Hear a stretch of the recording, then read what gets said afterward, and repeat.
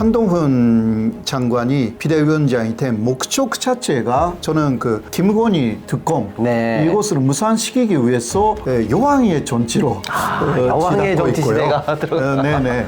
그 합의 일부 전지시켜야 된다. 그것을 강력하게 설득했다고 합니다. 차라리 잘 됐다. 네. 이렇게 생각하는 분들도 계신 것 같은데 저는 좀 생각이 다릅니다. 아 그렇습니다. 대법원에서 이제 강제징용 관련해서 또 판결이 나왔습니까? 그렇습니다. 그거 좀 해설을 좀 해주시죠. 네, 이곳은 그 수용할 수 없다. 아 그렇습니까? 예. 지금 기시다 내각의 지지율이 16%. 기시다가 뭔가 할 때는 독재적으로 결정한다. 그러니까 빨리 갈아버려야 된다. 기시다를.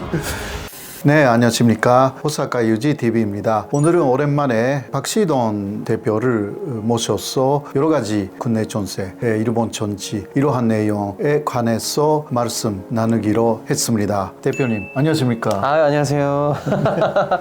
아유 한동안 호사카 유지TV 독자님들 제가 못 찾아뵀는데 그동안 뭐 영상도 좋은 영상도 많이 올라가고 네. 예전보다 많이 사랑받으시는 것 같던데.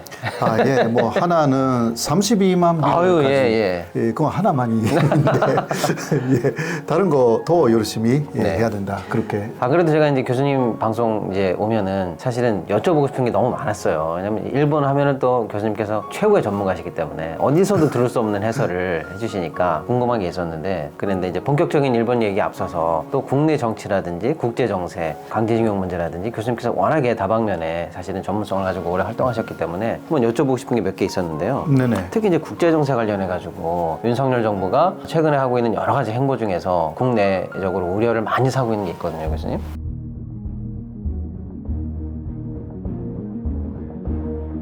특히 이제 북한과의 이 9.19 합의가 사실상 지금 파기됐거든요. 그렇죠. 이거를 지금 어떻게 봐야 될까요? 뭐 일본에서 나온 뉴스 중에서는요. 예. 그 신원식 장관이 그 오스틴 그 미국 국방 네. 장관이 왔을 때 9.19 합의 일부 전지시켜야 된다. 그것을 강력하게 설득했다고 합니다. 네. 이러한 내용이 그 일본 뉴스에 나와 있어가지고 그래서 제가 거기서 느낀 것은 네. 이거는 그 한미 합의라기보다 네. 한국 쪽에서 강력하게 주장하여서 미국은 그 사실상 이거 진지하게 해야 된다라는 입장이었는데 한국의 주장을 어쩔 수 없이 수용한 것이 아닐까라는 그러한 그 뉘앙스의 보도였습니다. 네. 그렇기 때문에 왜 굳이 9.19 합의를 그렇게 전지시켰고 국정감사에서도 아마 보셨을 텐데 민주당 국회의원이 그러면 북한 쪽에서 어떤 태도로 나오는지 예상을 못했냐 거기에 대해서 신원식 장관이 예상했다고 이야기했거든요. 이거 어떻게 생각합니까? 아니 그러니까 정리해보면 교수님 우리나라에서는 사실은 북한이 먼저 여러 차례 도발을 통해서 사실상 9.19 합의를 무력화시켰기 때문에 어쩔 수 없이 우리가 부분적으로 몇 가지 효력 정지한 거다. 뭐 이렇게 하면서 북한에게 살짝 뭐 핑계를 대기도 했고 물론 뭐 거기에 많은 부분들이 이제 속지는 않죠. 예. 그런데 이제 아무튼 그런 얘기를 했는데 일본에 보도된 내용은 신원식 국방장관이 미국 오스틴 국방장관에게 어쨌거나 강력하게 설득을 했다. 한국이 9.19 합의 파기에 강한 의지가 있었다. 일본은 지금 그렇게 파악이 되고 있는 거예요. 그렇게 보고 있고요. 그리고 그 일본에서는 이런 이야기를 하고 있어요. 일단 한국이 북한보다는 상당히 그 경제적으로도 부유한 국가이기 때문에 사실상 북한 쪽에서 여러 가지 합의를 그 위반한 행동 지금까지 있었지 않습니까? 그래도 그냥 봐준다. 이것이 그 하나의 평화를 유지하기 위한 방법이다. 그런 식으로 한국의 진보 세력은 생각해 왔다. 이런 보도가 나왔고요. 그러나 보수 진영에서는 그런 식으로 해서 북한이 계속 그 한국에 대해서 군사 합의를 위반하는 부분에 대해서 강력하게 더 혼내줘야 한다. 이게 그 한국 쪽의 보수의 생각이다. 이런 양쪽이 소개가 됐고요. 그 보도는 마지막에 안전장치가 이제 사라졌다. 근데 이것은 한반도의 문제뿐만이 아니라 동북아시아에서 굉장한 그 위험 요소가 될 것이다라는 것을 아마도 많은 사람들이 뒤늦게 깨닫게 될 것이다. 이런 식으로 좀 마무리하고 있어요. 있어요. 이제 예를 들어서 남북한에 방금 말씀 주신 것처럼 정전협정을 제외하고는 거의 유일한 안전장치였는데 평화보장장치였는데 그게 어쨌거나 파기되면은 도대체 이걸 해서 무슨 실익이 있느냐라고 그렇죠. 했을 때 이제 많은 분들은 결국 총선 내년도 총선에 정부 여당과 보수 세력은 총선에서 결국에는 북풍이나 그 위험성을 과장함으로써 안보적인 어떤 리스크를 통해서 총선에서 이득을 보려고 한다. 그럼 국내 정치형 아니냐 일단 이렇게 해석하는 부분도 많은데 그거에 동의하든 안 하든 어쨌거나 남북 간의 안정장치가 없어지면은 결국에는 이제 위험성이 올라가는 거거든요. 그렇죠. 그럼 일본은 이거를 어떻게 보고 있어야 됩니까? 좋아한다고 해야 될까요? 아니면은 뭐 아니죠. 예. 물론 그 일본 정부의 공식적인 입장은 없습니다. 아, 없습니까? 예, 네. 그러나 언론 보도를 통해서 볼 때는 굉장한 그 안전적인 부분이 사라졌다라는 말이 많고요. 네, 거기에 맞춰서 그 합의가 일부 전제가 되었고 북한은 전면적으로 폐지했고요. 예. 네, 그렇다면 전쟁을 허용한다는 이야기잖아요. 사실상 일부러 전쟁을 일으키려고 하는 세력이 있는 거 아니냐. 예. 그렇게 하면 그 지지율도 올라가고 보수 예. 쪽에서 네. 그리고 그 중간에 있는 분들도 이럴 경우는 역시 보수 쪽이 옳다. 그러니까 10% 정도는 콘층 올라갈 가능성이 있다. 예. 지지율이 네. 그 국힘당이라든가 예. 그 윤석열 정권에 대해서 이것을 노리고 있는 거 아닌가. 예. 그리고 이러한 상황을 이용해서요 공산 전체주의 세력을 일소한다라는 아하. 예, 그런 식으로 연결되어서 결국은 이것은 국제적인 그 관계, 북한하고의 관계뿐만이 아니라 그 내부의 네. 적을 네. 제거하기 위한 아하. 목표를 갖고 있는 것이 아닌가. 충분히 이것은 그 의심할 만한 내용이다. 저는 그렇게 보고 있거든요. 네. 지금 그 현재 윤석열 정부의 어떤 그 사상적 토대랄까요? 이 네. 철학적 배경을 만드는 사람들이 죄다 저희가 많이 교수님 채널에서도 분석했지만 뉴라이트 계열 아니겠습니까? 그렇죠. 근데 교수님의 그 분석에도 저희가 많이 이제 공부를 했습니다만 그 뉴라이트 계열에 있는 사람들이 원래는 사실은 좌파 출신이었고 그렇죠. 그러다 보니까 공산주의라든지 사상적 배경을 잘 알고 있는 사람들이거든요. 그렇죠, 그렇죠. 조국이 패배해도 우리는 내부적인 권력만 잡으면 된다라는 그 패배주의, 조국 패배주의에 대해서 이미 알고 있는 사람들일 그렇죠, 것이다. 그렇죠. 그러니까 9.19 합의 같은 것들을 파기함으로써 전쟁이 나든 말든 그건 모르겠고 한반도의 상황이 위기로 가든 말든 그런 것보다는 그걸 통해서 위험을 상승시켜서 결국에는 내부의 적을 소탕하고 권력을 잡는 거에 오히려 이 사람들은 더 중점을 두고 현안이 돼 있을 것이다. 그렇죠. 그게 굉장히 우려스럽다. 굉장히 우려스러워요. 그게 만약에 맞다면 교수님 9.19 합의 파기 자체가 중요한 게 아니라 파기를 통해서 위험을 앞으로 더 상승시킬 그렇죠. 후속 조치라든지 그런 것들도 충분히 가능하겠네요. 네. 그게 목적이 아닐까. 네. 그리고 4월의 전성 이전에 그렇다면 네. 어떤 움직임이 있을 것이다. 그거 의뢰하는 거죠. 물론 없으면 좋고. 그러면요. 예. 네. 그러나 그러한 의심을 가질 수밖에 없는 그러한 상황이 진행되고 있고요.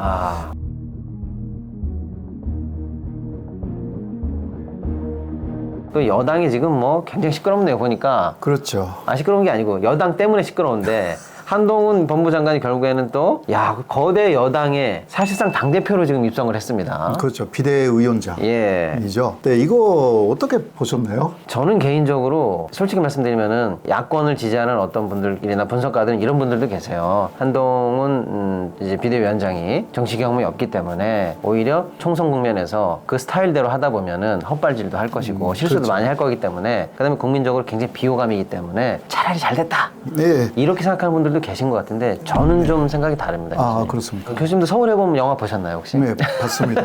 저는 그 하나회 세력들이 정권을 결국엔 다 장악하고 요직을 장악해가면서 나라 전체를 결국 자기네들 손에 넣지 않습니까? 그렇게 속수무책으로 당하는 모습을 지금 저희가 그 영화를 통해서 다시 한번 생각하게 됐는데 지금은 하나회를 대신해서 검찰 특수부가 나라를 지금 계속 장악하는 과정이 있거든요. 그렇죠. 정부는 이미 먹었고 뭐 자기네들 입장에서 법원도 핸들링 할 수 있다 이렇게 생각하는지 모르겠어요. 근데 남은 거는 결국은 입법부, 국회, 정당인데 검사들 몇 명이 결국에는 이제 국회나 이 입법 권력을 장악할 수 있느냐, 정치 권력을 장악할 수 있느냐인데 저는 그런 측면에서 그 한동훈 법무부 장관이 거대 여당의 당대표격을 저렇게 무혈로 입성했다는 거에 대해서 그 자체 자체가 저는 위험하다고 봅니다. 아하. 생각한 대로 저렇게 정치 권력이 쉽게 그 검찰에게 권력을 내준다? 이런 모습이 저는 좋아 보이진 않습니다. 그렇죠. 네네네. 많은 분들이 그러나 한동훈이 그런 식으로 비대위원장이 된 것에 대해서 특히 진보 계열의 분들은 땡큐다 그렇게 이야기를 하고 있는 분들이 거의 대부분인 것 같아요. 제 주변에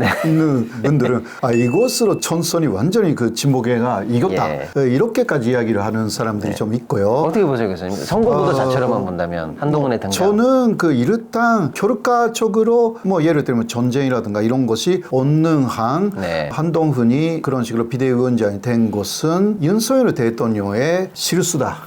실수라기보다 정치를 잘 모르기 때문에 그렇게 했고 그러니까 조준동, 조선일보도 한동훈을 그런 식으로 비대위원장으로 하는 것에 대해서 반대를 하고 있었고요. 그리고 그 김건희 여사는 아그로비스타에 돌아가야 된다. 대통령실로 오면 안 된다라든가 이거는 뭐 조준동에서 쭉 이야기를 했어요.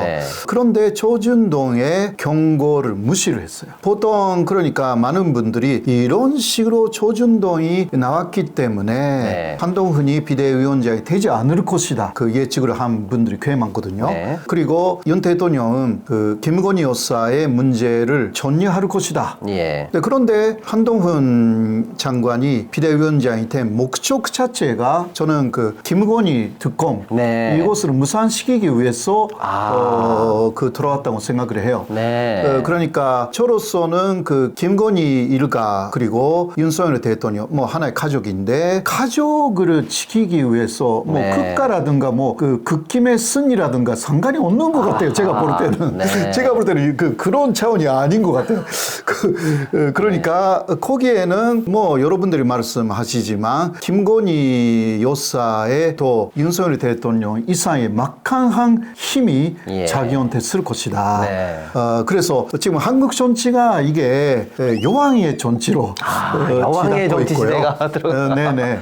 좀 민주 정치하고는 완전히 거리가 먼 그러한 상황을 보게 돼가지고요. 시대극으로 보는 것 같은 그러한 그 지금 상황에서 아무래도 그 물론 걱정이 되는데 이대로 가면 그러니까 전쟁 상황이 오는 한 저는 극심히 이번에 정치적인 하나의 착각으로 한동훈 장관을 비대위원장으로 했고 이게 그러니까 차신이나 차신의 타인이나 한동훈 씨도 마찬가지고요. 객관적으로 차신을 바라볼 수 없는 그러한 그 지경에 들어가 있다. 아무튼 그 교수님 말씀을 정리해 보면 일단 조중동도 지금 걱정을 하고 김건희 리스크를 해결해라. 그리고 보수도 새롭게 지금 쇄신을 해라. 이런 주문이 나오는 판에 오히려 대통령이 그런 보수 진영의 경고까지도 무시하고 그러니까 이거는 지금까지 조준동의 경고를 무시하는 사람이 거의 없었다는 거예요. 무시하면 거의 다 망했다. 그렇죠. 그런 이야기이기 때문에 맞습니다. 사실 뭐 박근혜 대통령 탄핵 때도 TV조선이라는 데 이쪽에서 특종 여러 개 터뜨렸어요. 그러니까요. 그러니까 아무튼 보수 기득권층의 강한 경고를 지금 현재 대통령이 이건 무시한 거다. 그리고 독불 장군처럼 소위 말하면 자기의 복심을 당에다 갖다 심은 건데 그 배경은 결국에는 교수님 보시기에는 김건희 특검법이 어쨌거나 이번에 연말에 통과되면 이제 거부권을 당연히 대통령 행사할 것이고 그러면 이제 제2요구를 앞두고 있는데 결국 이제 국민의힘 당을 장악해서 이걸 막아내라라는 특명 가족을 지키기 위한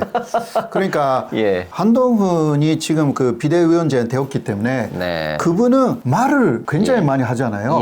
그렇게 해서 김건희 특검은 이것은 성립될 수 없는 압법이다 이런 말을 했잖아요. 시작부터 그런 얘기를 했죠. 그러니까요. 근데 그 말을 계속 할 거예요. 여론을 조성해가지고 결국은 그 김건희 특검에 반대하는 또 진보계의 국회의원들을 만들 작전이 아닌가 그렇게 생각합니다. 그런데 어쨌거나 최종적으로는 굉장한 패착이 될 것이다. 이렇게 교수님은 보시고 있네요. 알겠습니다. 지난 10년간 매달 20만 원씩 꼬박꼬박 보험 넣은 김호구 씨. 40줄에 처음 병원 신세를 졌는데 과연 그 보장 금액은? 꼴랑 100만 원이요. 왜 이렇게 실망스러운 겁니까? 제가 뭘 잘못한 겁니까? 보험 손해보지 마세요. 최고의 전문가들이 본인에게 가장 적합한 보험으로 맞춤형 리모델링 해드립니다. 지금 바로 마이보험 체크하세요. 검색창에 마이보험 체크.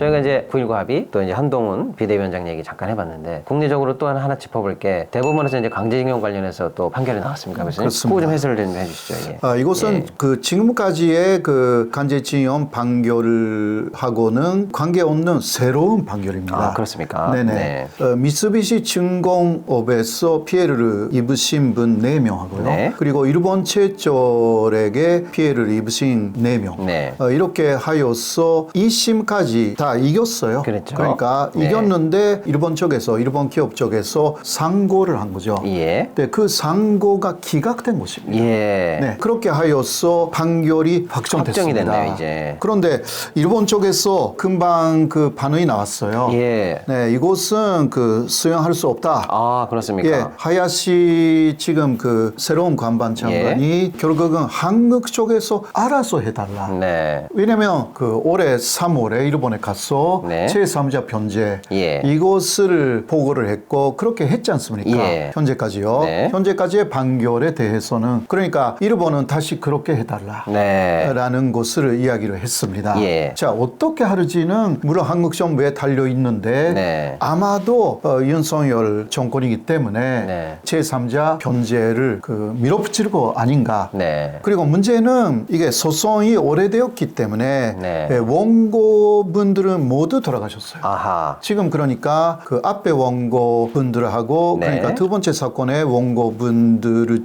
다 유족이 그것을 맡고 하고 있습니다. 네. 재판 과정에서 다 아하. 돌아가셨어요. 그래서 유족분들이 원고의 생각, 원고의 의사 계속 그 지켜주실 수 있는지가 관건입니다. 네. 네네. 그러니까 일단 그 배상이 아니더라도 판결금이라고 하여서 1억 정도를 받으실 수가 있기 때문에 네. 그러한 부분에서 어떤 판단을 하는지가 아하. 그 다음에 관건입니다, 사실. 네. 그러나 그 유족분들이라고 해도요, 그 원고, 그러니까 아버지나 어머니가 되는 건데요. 그런 분들의 유지를 확실하게, 확고하게 지킨다. 네. 라는 분들은 아마 그러한 제3자 변제에 반대할 것입니다. 예. 지금까지도 3명 아직 반대하고 예. 버티고 있지 않습니까? 네. 이것은 좀 지켜봐야 하는데요. 그런데 어떻게 생각하십니까? 이러한 판결이 났는데요. 일본 쪽에서 한국이 알아서 할 것이다. 이런 식으로. 아이고, 참 어떻게 이런 것을 알아서 해요. 정말.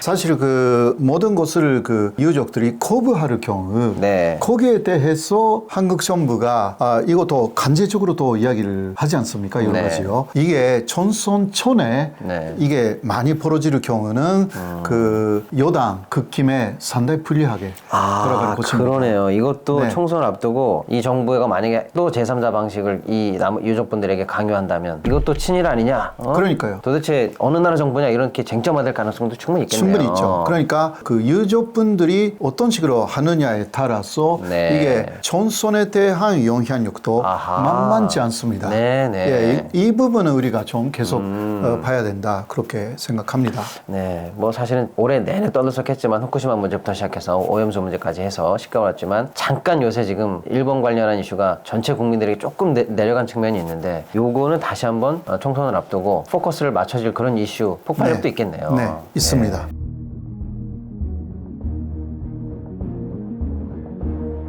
그 일본 내부의 정치 상황에 대해서 말씀 나누고자 합니다. 뭐 지난주에 나왔던 마이니치 보도를 보니까요. 지금 기시다 내각의 지지율이 16% 그리고 그렇습니다. 지지하지 않는다가 무려 79%. 예.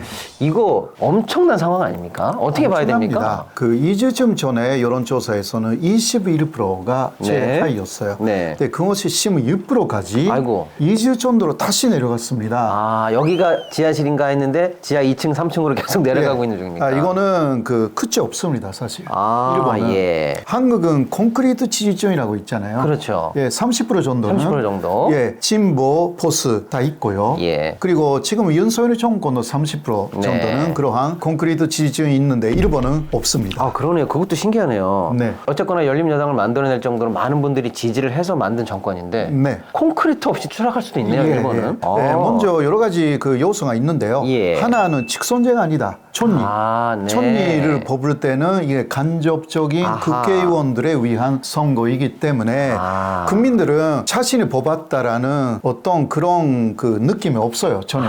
그게 굉장히 중요하군요. 중요합니다. 예를 들어 우리는 윤석열 내가 뽑았지, 문재인 그렇죠. 내가 뽑았지. 그러니까 적어도 30%는 내가 뽑았다는 느낌 때문에 애정을 가지고 콘크리트가 되는데 그렇죠. 당으로 뭐 자민당을 뽑거나 했을 수 있지만 키시다는 내가 뽑은 게 아닌데 그러니까요. 라고 해서 못하면 지지율이 콘크리트 없이 내려갈 수 있는 거군요. 내려갑니다. 이제 좀 의문이 하나 풀렸습니다. 왜냐하면 키시다 보고 이 사람은 안 된다. 그러면 다른 사람도 있는 거 아니냐.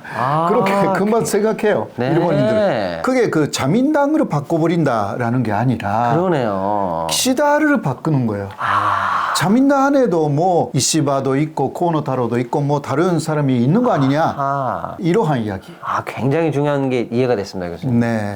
그럼 이제 구체적으로 들어가 봐서 네. 키시다가 어떻게 하다 보니까 25까지 내려갔다가 16까지 내려가는 이런 지지율 붕괴 현상을 맞은 뭐 얼마나 잘못했길래 이렇게 국민들로부터 외면을 받고 있습니까? 기본적으로는 키시다는 예. 그 사람의 말을 잘 듣는 사람으로 그렇게 유명했습니다. 소통을 잘하는 사람으로 많이 소통이라기보다 네. 일단 자신의 의견이 많이 없고 예. 그러니까 주변에 있는 사람들의 의견을 들으면서 정치를 하는 스타일이다. 그렇게 알려져 있었어요. 예. 웨임슨 장관을 5년 전에 했지 그렇죠. 않습니까? 네. 그때도 기자들이 그 여러 가지 정책을 그 많이 들러 가도요. 네. 키시다는 오히려 기자한테 물어봤다고 합니다. 그러한 사람이에요. 그런 에피소드가 있을 정도로 일단 듣는 스타일이었는데 스타일. 그런데 이번에 뭐 촌리가 된 이후에 오히려 듣지 않고 말하자면 독재적으로 자신이 결정한 게 굉장히 많았습니다. 먼저 그 아베 촌리가 사망했지 않습니까? 예. 아베 촌리가 네. 거기에 대해서 그것을 그 극장으로 하느냐, 그러니까 나라의 장례식으로 하느냐, 장례철의 형식을 가지고 혹은 자민당만으로 하느냐. 네, 사실 극장이라는 것은 촌리에 대해서는 안 합니다. 이게 일본은 기본이에요. 총리인데도 극장이 기본이 예. 아닌 겁니까? 극장이라는 것은 이루아이 최고스를 때 하는 것입니다. 네. 그러니까 과거에 요시다 시게르라는 네. 촌리만 네. 일단 극장으로 했어요. 예. 그거는 그 일제 간정기가 끝나고 일본에 배정한 이후에 샌프란시스코 조약을 맺은 사람이었기 때문에 네. 특별히 대우였어요. 예. 네, 그러나 그 이후는 한 사람도 없어요. 총리 사망은 국장 케이스가 아니었는데. 아니에요. 그게 기본이에요. 그런데 키시다는 혼자 국장으로 결정해버렸어요. 그럼 사실상 기시다의 독단적인 결정이. 독단. 네, 그리고 이게 그러니까 예. 그 아까 제가 독재라고 좀 이야기한 것은 네. 그냥 할 수 있는 시스템이 있어요. 일본에는. 네. 가기 결정. 그렇죠. 간여회의 결정. 강요회의 줄여서 가의. 우리로 치면 국무회의 같은 거죠. 금회의. 그런데 그 가기 결정이라는 것은 국민들의 의사 다짐할 필요 없어요. 네. 그리고 국회의 의사도 필요 없습니다. 네. 내각에서만 결정하면 됩니다. 네. 그 내각의 중심에는 키시다이기 때문에 키시다가 이거 하자라고 하면 거기에 반대하는 것 자체가 촌리에 반대하는 것 자체가 굉장히 어렵습니다. 그렇게 하여서 다 소명을 하는 거죠. 그렇게 하여서 가기 결정 그거 해버린 거죠. 근데 거기에 대해서 국민들이 왜 이렇게 그러니까 예산도 많이 들어갑니다. 자민당의 장례식하고 극장은 이게 뭐 차원이 다르겠죠 아무래도. 전혀 차원이 다르고 몇십 배나 그런 예산이 들어가기 때문에 이러한 부분에 또 먼저 비판이 나왔고요.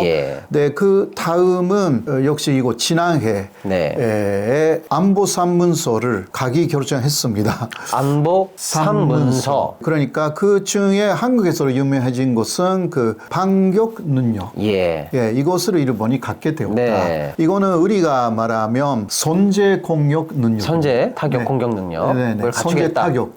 그렇죠. 그것을 일본이 지금까지는 그것은 헌법 위반이다. 라고 하여서 못 됐는데. 그렇죠. 그것을 처음은 적기지 공격 능력이라고 하여서 너무 기니까 반격 능력. 사실상 선제 타격입니다. 한국에서 말하면. 이것을 가기 결정했어요. 그것도 또 가기 결정으로. 네, 그 다음 다음에 국회가 그때는 없었으니까 12월이니까 어떤 말도 하지 않고 국회 쪽에요. 네. 금방 바이든한테 가서 바이든에게 보고하고 네. 그러면 뭐 완전 결정입니다. 예. 이게 되돌릴 수가 없는 것입니다. 네. 바이든이 너무 기뻐해가지고 기시다가 토마호크 400대를 사겠다. 네. 그렇게 하여서 그 아주 낡은 토마호크를 또 사버렸어요. 아. 미국이 너무너무 기뻐했죠. 네. 재고 낡은 처리했네요. 것이니까. 그것도 그냥 혼자 결정한 거고 아하. 마찬가지예요. 네. 네, 이게 문제가 아니라 역시 그 세금 문제가 또. 아, 세금 그러니까 문제요. 방위비, 그 아, 증세. 시다의 지금 그 별명이 뭐냐? 준세 안경이거든요. 증세 안경이요? 예, 안경 쓰고 쓰고 있으니까 준세 안경 아저씨예요. 아, 그렇습니까? 예, 일본에서 그게 가장 그 중요한 이야기 중 하나인데 네. 시다 오르그를 보면 그냥 세금을 늘린다. 그 이야기를 할까봐 일본 사람들은 진짜 걱정이 된대요. 아. 시다가 TV에 나오면 네네. 그러니까 계속 내려가는 거예요. 아. 그 지지율이. 예. 그래서 그때 안보상문서를 결정했을 때도 거기에 핵심적인 내용 중 하나가 방위비를 2배로 늘리겠다. 아, 그렇죠. 이거였거든요. 네. 5년간에 2배. 네. 엄청난 거죠? 그렇죠. 갑자기 2배를 늘린다. 그러니까 아무리 그 지금 일본이 DGP가 세계 3위라고 해도요. 예. 그래도 세계 4위잖아요. 예. 그 중에 GDP 1% 올리는 것은 이것은 굉장한 그 그럼요. 액수를 올린다. 네. 그쯤 많은 부분이 세금이라는 이야기가 나오니까 네. 일본 사람들이 화가 나기 시작하는 거예요. 왜냐하면 이게 국민들의 문제인데 네. 국민들하고 어떤 합의도 없이 네. 사실 독재적으로 결정한 것을 그 다음 통보하는 것입니다. 아하. 이러한 수법이 키시다의 수법에 굉장히 많이 나와 있어가지고요. 아하. 그러니까 가기 결정을 한다 하더라도 돈이 안 들어가는 가기 결정도 많았습니다. 네. 그러나 키시다 콧은 다 돈이 들어가는 아하. 것들이 많아요. 결국에는 예. 국민 생활에 직접적인 영향을 준다라고 국민들이 느낄 만한 결정들을 계속 독단적으로 해왔다는 거네요. 맞습니다. 네. 그리고 오염수도 예. 그러니까 관계자들의 이해가 없는 한 절대 반영하지 않겠다. 아, 오염수 문제도 지지율 하락에 영향을 예, 줬습니까? 예, 예. 네네네. 그것이 지지율 하락의 문제라기보다 네. 키시다의 태도에 태도. 대해서 국민들이 싫어하는 아. 내용이 되는 것입니다. 그 무슨 말이라고 하면 예. 그런 식으로 절대 어떤 행동을 하지 않겠다라고 네. 약속을 했는데 예. 또 그 오민이라든가 계속 반대했어요. 그런데 갑자기 반대를 결정합니다. 아. 네, 거기에 대해서 지금 그 특권의 소송이 후쿠시마현에서 일어났습니다. 아, 그렇습니까? 예, 네. 오민이나 기타 여러 그 변호사라든가 그런 사람들이 올해 9월하고 11월, 네. 그러니까 바로 몇 달 전에 예, 소송을 일으켰어요. 이게 시작이라고 합니다. 네. 계속 여러 단체가 키시다에 대해서 소송을 일으킨다. 이거는 일본 사람들이 키시다의 태도에 대해서, 그러니까 그 소송의 중심적인 부분도 왜 약속한 거, 그냥 문서로 약속했거든요. 아, 문서 약속이었습니까, 또? 예. 그것을 왜 쉽게 어기느냐. 네. 이러한 부분들이 다 만연이 되어 있어가지고 키시다가 뭔가 할 때는 독재적으로 결정한다. 그러니까 빨리 갈아버려야 된다. 키시다를.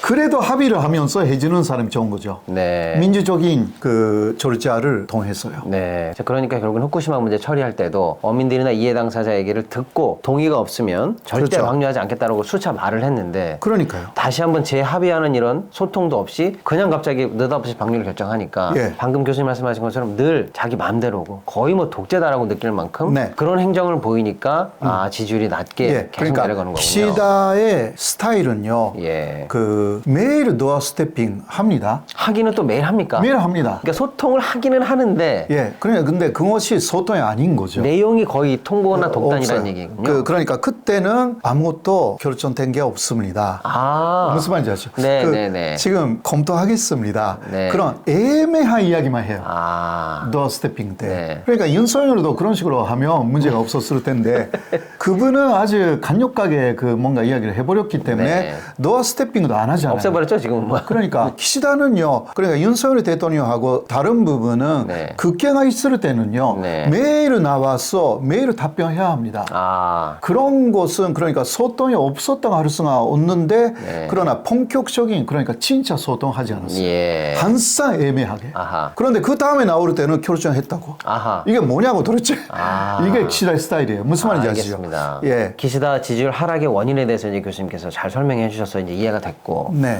그리고 콘크리트 지지층이 없는 배경. 네. 그러니까 끝없이 추락할 수 있다는 그런 상황도 이제 이해가 됐습니다. 그쵸. 자, 그러면 교수님, 지금 최근 자료로 16%인데 이게 예를 들어서 뭐 15, 14, 10도 무너지고 이런 네. 식으로 내려가면 총리 사임이라든지 정권 교체가 가능한 겁니까? 이 가능합니다. 아, 어떻게 이제 이후에 처리가 될까요? 네, 지금 상황상 네. 예를 들면 네네. 전식적인 그 자민당 천재 예. 선거까지는 아직 시간이 조금 있고요. 아. 그러니까 중간에서 사임하지 않는 한. 네. 그러니까 그게 올해 그 올해 자민당 천재 선거가 있고요. 2024년이요. 예, 2024년 9월입니다. 예. 근데 자민당 총재가 전제가 되면 됩니까? 그 자민당이 그때 다수당이면 전리가 되죠. 아. 예, 처음은 그 네. 천재를 뽑고 알겠습니다. 그 천재가 그 전리 후보로 아. 일단 국회로 나가고 거기서도 모든 국회 의원들의 득표로 네. 다수당이니까 결국은 그 되긴 자민당 되는군요. 천재가 천리가 되는 거죠. 네. 네, 이렇게 되는데요. 그러니까 그러나 아무튼 자민당 총재에 관한 선거는 아직 시간은 공식적으로 조금은 남았다. 조금 남아 있다. 네. 그런데 예. 중간에서 천리가 사임하면 네. 이 가까운 사례가 아베 전 전리는 예. 건강상의 이유로 예. 사임했습니다. 그랬죠. 그때는 1년 전도 자민당 천재로서의 임기는 남아 있었어요. 네. 그런 상황이었기 때문에 일단 그 자민당 안에서만 천재 선거를 했습니다. 예. 그래서 스가라는 사람이 예. 뽑혔잖아요. 그랬었죠. 예. 이번에도 혹시 지지율이 아마도 10% 이하가 되면요. 네. 더 이상 버티기는 어렵다. 네. 그렇게 됩니다. 예. 아무리 법적으로는 쭉 갈 수가 있다라고 해도 네. 이거는 국민들의 그만둬라라는 목소리가 너무 더 크게 되면 있을 수가 없게 됩니다. 아. 그런 상황이 될 가능성이 좀 있는 거죠. 그럼 교수님, 현재는. 약간 관습적으로 또는 이제 정치적인 어떤 관행상으로 20% 선이 무너지면 사임해라, 10% 선이 무너지면 사임해라. 이게 약간 역사적으로 관행적으로 좀 확립된 룰 같은 건 있습니까? 르르는 일단 아오키의 법칙이라는 게 있기는 해요. 예. 아오키의 법칙이라는 것은 그 자민당 지지율하고 그 내각 그러니까 네. 막 키시다 내각이라는 그 키시다 총리의 예. 지지율 네. 합해서 50% 이하가 될 경우는 아하. 이제 그 정권은 버틸 수 없게 된다. 네. 그러니까 사임을 해야 된다가 아니라 네. 버틸 수 없게 된다. 네. 그런데 현재 16%까지 키시다의 지지율이 낮아지고요. 네. 자민당 지지율은 29%입니다. 아이고야. 자민당 지지율도 굉장히 내려갔고요. 예. 합쳐도 그럼 50 밑으로 45선인데요. 그러니까요. 네네. 네, 그러니까 지금 그 버틸 수 없게 되었다라는 소리가 예. 현재 나와가지고 네. 이렇게 되면 현재까지는 스스로 알아서 마지막은 그러니까 좋은 길을 좀 만들어 놓고 네. 뭔가 화려하게 마지막은 그 자신의 존재감을 조금 드러내고 그만둘 경우가 많았어요. 아. 그러니까 지금 그 이야기가 되어 있는 것은 그 3월에 일본에서는 네. 예산안이 예. 결정됩니다. 내년도 예산이죠. 예, 내년도 예산이 그러나 3월에 결정되는 게 우리는 일본입니다. 이제 엊그제 12월 이죠. 결정이 났고 그렇죠. 12월이고 미국은 10월인데 네네. 일본은 3월인 거죠. 3월. 예. 그렇죠. 4월부터가 연도이기 예. 때문에 미국에서 그 급빈 판문에 네. 키시다를 급빈으로 다시 모시겠다라는 미국 쪽의 이야기가 좀 있나 봐요. 좀 흘러나옵니까? 네, 그게 4월쯤이라고 합니다. 아이고. 그러니까 미국에 일단 다녀오고 그만둘 거 아닌가. 네. 그것을 그 마지막에 길로 하여서 네. 굉장히 화려한 장식 길로 하여서 그러한 이야기. 워낙에 복잡한 얘기였는데 교수님 아니고서야 대한민국에서 이걸 해설할 분들도 없고 해서 일본 정가가 요새 어떻게 움직이는지 오늘 교수님 말씀 통해서 조금 안개가 걷히고 좀 이제 보는 눈이 좀 생긴 네. 것 같습니다. 교수님 네. 좋은 말씀 오늘 너무 감사합니다. 예, 고맙습니다.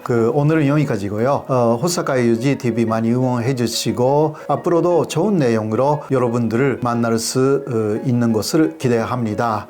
오늘 대표님도 고맙습니다. 아유, 고맙습니다, 교수님. 네, 여러분 고맙습니다. 감사합니다.